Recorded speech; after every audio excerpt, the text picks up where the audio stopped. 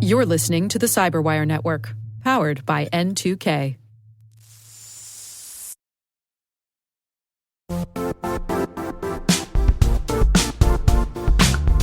And now, a word from our sponsor, Cortex.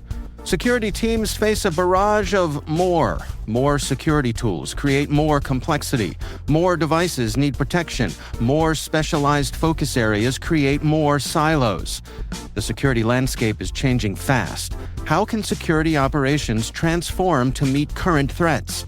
Cortex by Palo Alto Networks consolidates SecOps tools into an integrated platform and helps organizations stop threats at scale with AI, automation, and analytics. Learn more at paloaltonetworks.com/Cortex.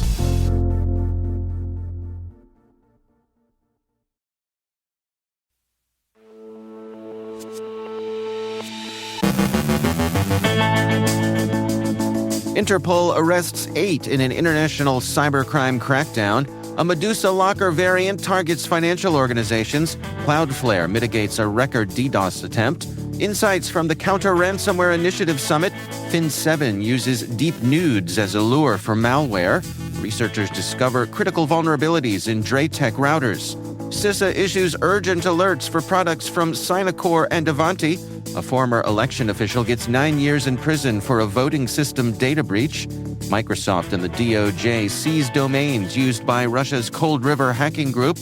In our Industry Voices segment, we're joined by Eric Olden, founder and CEO of Strata Identity, to learn how the modern enterprise can orchestrate the 7 A's of identity security to achieve zero trust. And Harvard students demonstrate glasses that can see through your privacy.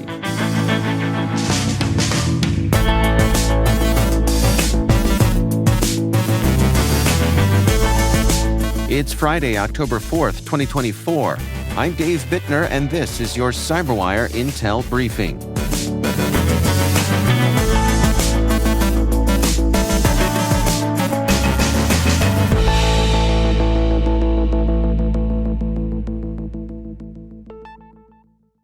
Thanks for joining us here today. It is great to be back. We took the last couple days off for some in-house meetings, but we are back to our regular publishing schedule. Thanks for your patience.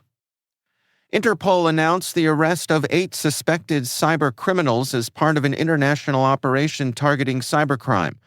The group was involved in large-scale phishing scams that defrauded Swiss citizens of over $1.4 million. They used QR codes to direct victims to fake websites where they collected sensitive information like login details and card numbers. The investigation, part of Interpol's ongoing Contender 2.0 operation, led to the arrest of the main suspect, who confessed to making over $1.9 million from the scheme. 5 additional suspects were caught at the same location, conducting similar activities. Contender 2.0 targets various cybercrimes, including business email compromise and romance scams in West Africa. In a related case, a dual Nigerian-UK citizen was sentenced to 7 years in U.S. prison for defrauding a North Carolina university and attempting to steal millions from Texas entities through BEC schemes. Cisco Talos has observed a financially motivated actor using the BabyLocker KZ ransomware variant, a version of MedusaLocker, targeting global organizations. Active since at least 2022, the group initially focused on European countries but shifted to South America in 2023, doubling the number of victims to about 200 IPs compromised monthly. By early 2024, attack volumes had decreased. The group uses publicly available tools like HR Sword and Advanced Port Scanner to disable security measures and map internal networks. They also deploy custom tools like Checker to automate credential management and streamline lateral movement. The attackers store tools in common system folders and are believed to be working as an initial access broker or an affiliate of a ransomware cartel. Cisco assesses the group as financially motivated with medium confidence. Cloudflare successfully mitigated a massive DDoS attack that peaked at 3.8 terabits per second and 2.14 billion packets per second, surpassing the previous records from 2021. The attack, part of a month-long campaign starting in September, involved over 100 volumetric DDoS attacks, many exceeding 3 terabytes per second, and primarily originated from Vietnam, Russia, Brazil, Spain, and the U.S. The attackers used a botnet of hijacked devices, including ASIS routers, exploiting a critical vulnerability. Cloudflare's advanced traffic analysis and global server network effectively mitigated the attack, ensuring minimal disruption for customers across industries like finance and telecommunications. Speaking of DDoS, a vulnerability in the Common Unix Printing System, CUPS, can be exploited for DDoS attacks with a 600x amplification factor, according to Akamai researchers. The flaw, found in the CUPS browsed daemon, allows attackers to send a single malicious UDP packet, tricking CUPS servers into generating large IPP HTTP requests that overwhelm both the server and the target. Around 58,000 vulnerable servers could be exploited for DDoS attacks. Admins are urged to patch systems or disable the CUPS browsed service. Earlier this week at the Counter Ransomware Initiative Summit, global leaders discussed new strategies to combat ransomware gangs, which are known for quickly regrouping after takedowns. Ann Neuberger, U.S. Deputy National Security Advisor for Cyber and Emerging Technology, emphasized the need for more frequent and broader disruption operations, focusing on dismantling ransomware infrastructure and financial exchanges involved in money laundering. The summit, now involving 68 countries, also highlighted new initiatives such as a counter ransomware fund led by U.S. aid, enhanced guidance for ransomware victims, and a Canadian advisory panel to foster information sharing. A key focus of the summit was the intersection of artificial intelligence and cyber defense, with presentations from government agencies and leading AI companies. Laura Gallant, director of the Cyber Threat Intelligence Integration Center, shared that ransomware attacks surged in recent years, but disruption efforts have made it harder for groups like Alpha Black Cat to reconstitute. The initiative welcomed 10 new member nations, including Argentina and Hungary. The Fin7 hacking group has launched a network of fake AI-powered deepnude generator sites to infect users with malware. Known for cybercrime and financial fraud since 2013, Fin7 has ties to ransomware groups like DarkSide and Black Cat. Their latest operation involves websites claiming to create fake nude images using AI. Visitors are tricked into downloading malware like LumaStealer and Redline Stealer instead of the promised images. The sites, promoted through Black Hat SEO, appear legitimate, but distribute malicious software that steals browser credentials, cryptocurrency wallets, and other data. The most recent round of Fin7's fake deepnude sites have been taken down, but users who downloaded files are likely infected. Fin7 also runs parallel campaigns, distributing malware like NetSupportRat through spoofed websites mimicking popular brands and apps like Zoom, Fortnite, and Putty. Forescout researchers discovered 14 vulnerabilities in DrayTek routers, including 2 critical flaws. These vulnerabilities could allow attackers to take control of devices, leading to risks like cyberespionage, data theft, ransomware, and DDoS attacks. Over 704,000 DrayTek routers in 168 countries are exposed online, with 75% used in commercial settings, posing significant business risks. The FBI recently dismantled a botnet exploiting DrayTek vulnerabilities, and DrayTek has since released security updates. However, no active attacks exploiting these flaws have been reported so far. CISA has issued an urgent alert regarding the active exploitation of critical vulnerabilities in Synacor's Zimbra collaboration and Ivanti's Endpoint Manager.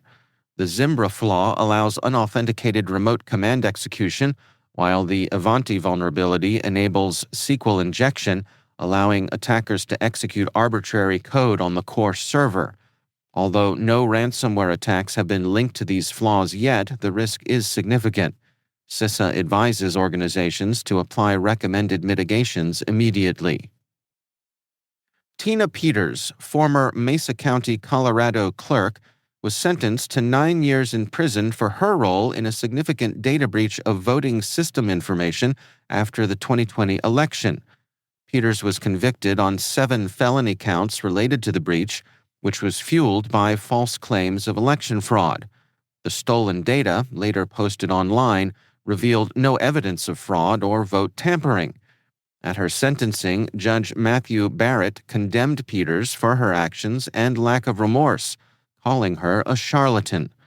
Mesa County officials reported over $1.4 million in costs due to Peters' actions, including legal fees and disruptions to county operations. Gerald Wood, whose identity was used in the breach, expressed his anger at being deceived by Peters, who he said caused damage to election integrity both locally and nationally. Microsoft and the U.S. Department of Justice seized over 100 domains used by Russian ColdRiver hacking group linked to Russia's FSB to target U.S. government employees and nonprofits through spear phishing attacks. Between January 2023 and August of this year, ColdRiver, also known as Seaborgium or Star Blizzard, attacked U.S. intelligence, defense, and energy personnel, as well as NGOs and journalists, to steal sensitive information. Microsoft and the DOJ dismantled the group's infrastructure, with Microsoft seizing 66 domains and the DOJ 41. The group has been active since 2017, using social engineering and OSINT for espionage, especially targeting defense and government entities after Russia's 2022 invasion of Ukraine. The U.S. State Department sanctioned 2 ColdRiver members and offers rewards for information leading to other operatives.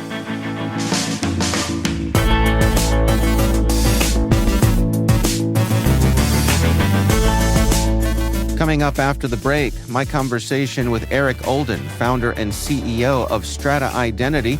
We're going to talk about the 7 A's of identity security and achieving zero trust. Stay with us.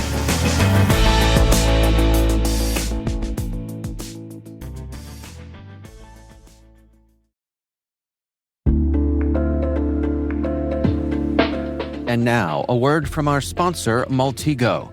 Cyber, physical, fraud, and foreign influence threats are evolving as we speak. Automation alone can't catch them all, making human insights indispensable. The Maltigo platform lets your analysts connect and analyze seemingly unrelated data by bringing OSINT, internal logs, threat feeds, and more into one place. Visit www.maltigo.com to discover how Maltigo supercharges analysts with real-time intelligence to identify and mitigate threats, keeping businesses and the public safe. That's www.maltego.com, your all-in-one platform for OSINT and investigations.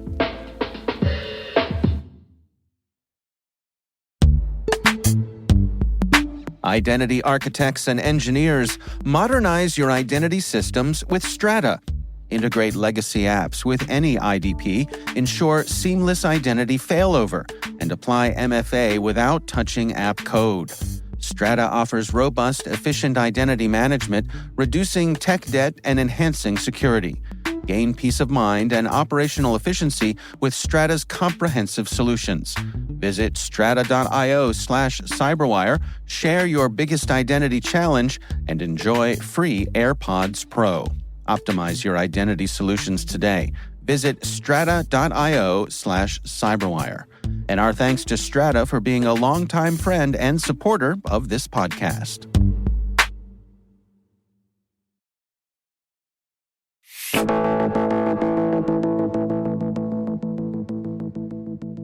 Eric Olden is founder and CEO of Strata Identity, and in today's sponsored Industry Voices segment, we learn how the modern enterprise can orchestrate the 7 A's of identity security to to achieve zero trust?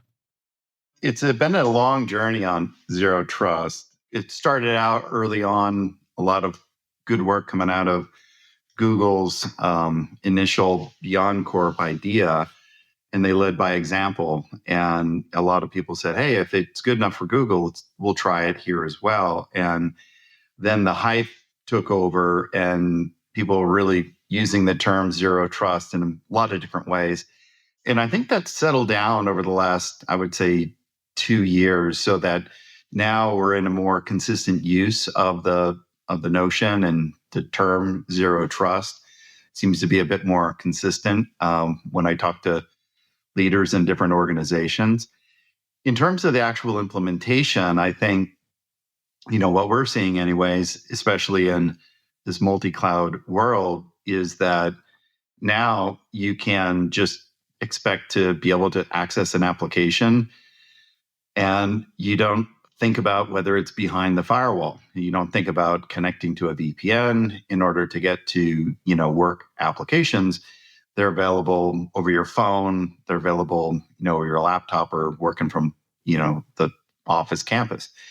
And I think it's gotten more ubiquitous, where people just kind of take it for granted, and they assume that, they're going to have to authenticate and sign in.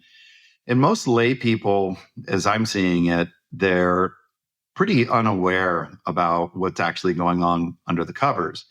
I would say, in my point of view, is that zero trust is pretty stable and is almost being taken for granted nowadays. And I think that's a good thing. You and your colleagues there talk about zero trust architecture, or ZTA. Can you help us understand what exactly goes into that?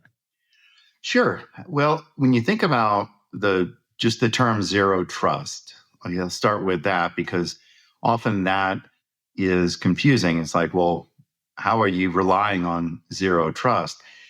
And really what I think it comes down to is, there was an expression back in the 80s, when we were dealing with nuclear proliferation and reducing stockpiles. And President Reagan came up with an expression, trust but verify. And when I hear zero trust, I think about that is, every time someone wants to access an application or the data inside of an application, that we will authenticate who they are. First step, make sure that we're never giving free access to something because we're assuming a network perimeter did the job, or that the bouncer, kept all the bad actors out of the place. The second part of the zero trust is that access control, and continuously checking that someone has access and the permissions to get to the application and the data that they're trying to. So it's that combination of continuous authentication and continuous access control that is how you accomplish zero trust. And then when you parlay that into a architecture, we're talking about now like software that you deploy, then it shows up with, I think, a couple hallmarks. The first one being, it's out on the public internet and not behind a corporate firewall. And that instead of using VPNs to connect a user to everything in a network, every URL that a user tries to click on and access, that is verified most often through a proxy. And so you have proxies that are taking the place of VPNs. And so when we say zero trust architecture, it's a way to use the public internet through a series of proxies without VPNs to continuously authenticate, verify who a user says they are, and then continuously access or control access to make sure that the user only can get to the applications that they should. What about the challenges folks, I think, naturally face when we're dealing with multiple vendors and more multiple cloud environments? How do we achieve zero trust, bridging those realities? Multi-vendor is, I think, a second side of the coin of multi-cloud. And so when you start with the multi-cloud, in the very simplest implementation, most organizations that are moving from their own data centers or their own on-premises infrastructure, and they start to use the cloud, now they've got what a lot of people call private cloud and public cloud. So you've got, importantly, more than one cloud.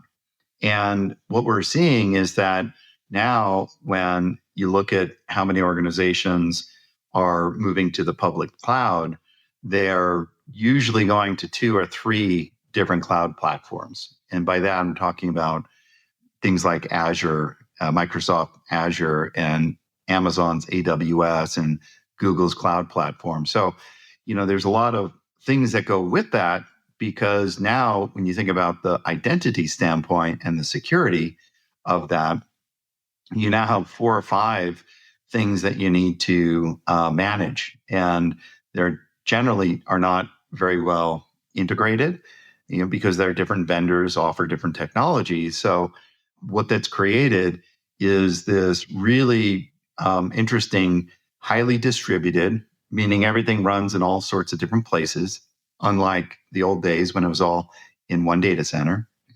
And then the other thing is that you're using all these different technologies. And so when you're really trying to figure out how do we control access to our really sensitive applications and data, you no longer can just choose one system and say, this group of users can have access and these shall not. You need to think about, well, where is the application and what is the control mechanism on that cloud platform? And then how do I make the different universes all kind of play well together? Well, let's dig into that. I mean, I know you talk about identity orchestration, but then also this idea of identity fabric, creating an identity fabric to empower identity orchestration. Can you unpack that for us? Help us understand what that's all about? Yeah, absolutely. So when you think about an identity fabric, what it is the collection of identity systems that an organization uses to control access and verify identity. And in most cases, people call them IDPs, or identity providers. And when you have this collection of identity providers, you need to think, well, if I have users that are going to access applications that sit behind different identity providers, wouldn't it be helpful if we can think about not just the trees, but the whole forest?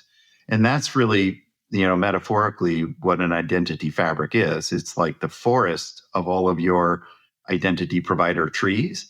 And so you can think about a forest in a different way, or a fabric in a different way than each one of them as an individual silo, but more, how do you work with all of these together in concert?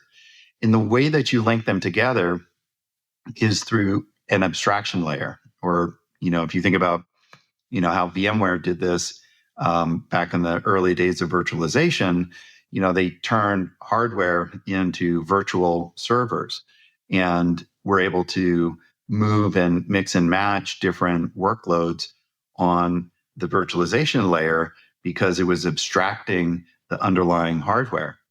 Well, that's what identity orchestration is doing. It's abstracting the different identity providers, or this forest example, and saying, doesn't matter which of the different identity providers is going to be used. We want to work with them interchangeably so that we don't lock ourselves into just using one or the other. So Identity Fabric integrates and brings together all of your different identity providers.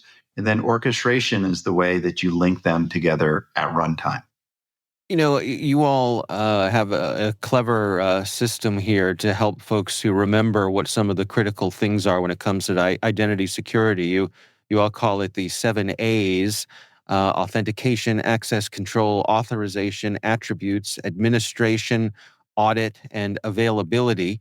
We don't have time to go through each one of those individually, but collecting those 7 items here, To me, I mean, it's a easier way to remember these key elements that are so critical to identity security. Yeah, it's a heuristic device that originally started with, and I've been doing this for a long time, Dave. I've been doing it since the 90s. Early on, it was the three A's: authentication, access, and audit. So you made sure you checked everybody, verified what they're going to do, and had a record of it. And then over time, we realized with identity, there's more nuanced things besides the initial three A's. And so people started to think about the attributes that a user had. And this could be something like what nationality, where their passport is held, are they an employee or a contractor, things like that. And then when you think about the administration, a lot of people call that governance, and really having processes that manage the way that you think about onboarding and offboarding user identities and giving them appropriate access. So those are the ones that really started to extend the A's.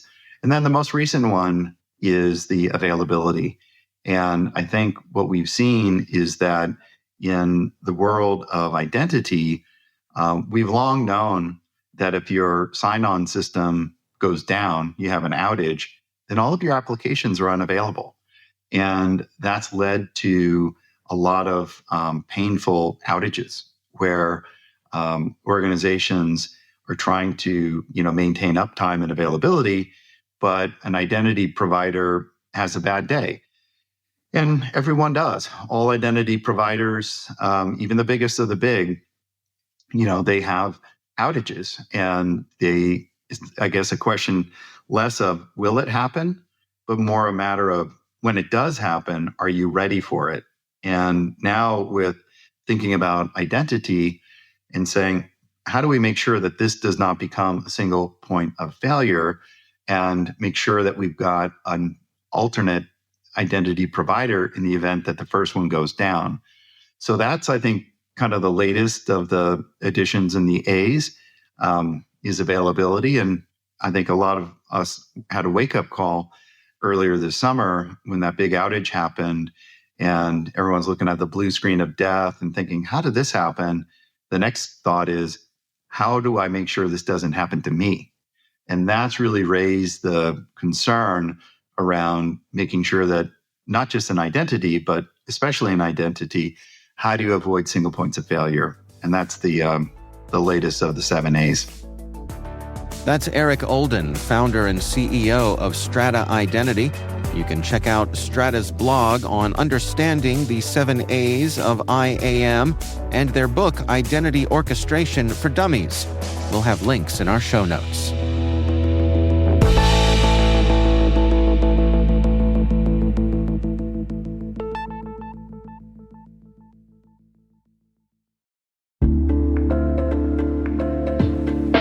Now a word from our sponsor, the Johns Hopkins University Information Security Institute, who's currently seeking qualified applicants for its innovative Master of Science in Security Informatics degree program. Study alongside world-class interdisciplinary experts and gain unparalleled educational, research, and professional experience in information security and assurance. Interested U.S. citizens should consider the Department of Defense's Cyber Scholarship Program, which covers tuition, required fees, textbooks, and a laptop, as well as providing a $32,000 additional annual stipend.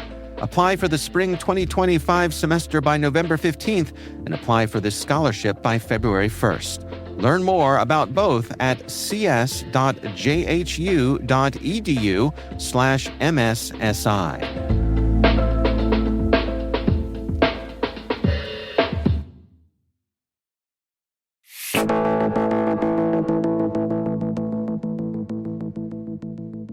And finally, 2 Harvard students have created smart glasses that do what big tech has long avoided, using facial recognition to instantly identify strangers and pull personal information from the web.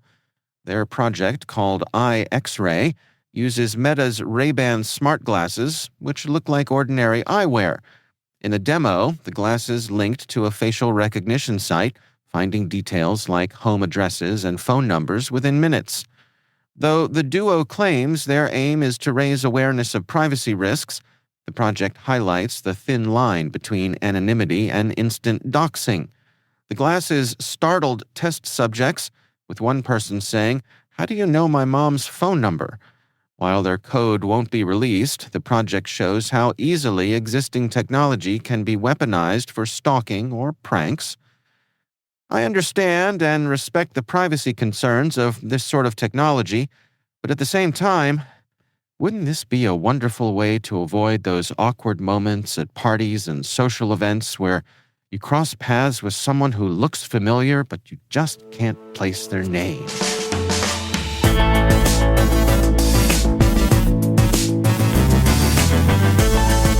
And that's the Cyberwire.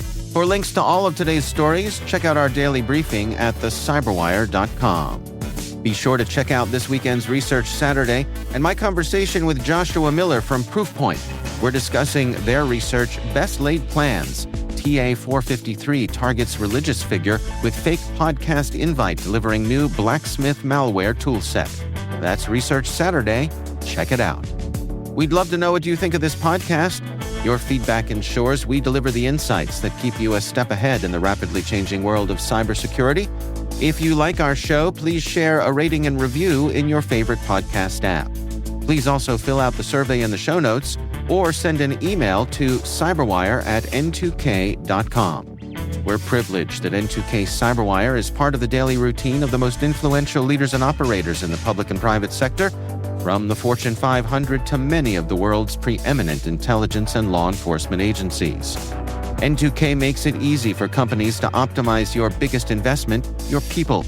We make you smarter about your teams while making your teams smarter. Learn how at n2k.com. This episode was produced by Liz Stokes. Our mixer is Trey Hester, with original music and sound design by Elliot Peltzman. Our executive producer is Jennifer Iben. Our executive editor is Brandon Karpf. Simone Petrella is our president, Peter Kilpie is our publisher, and I'm Dave Bittner. Thanks for listening. We'll see you back here next week.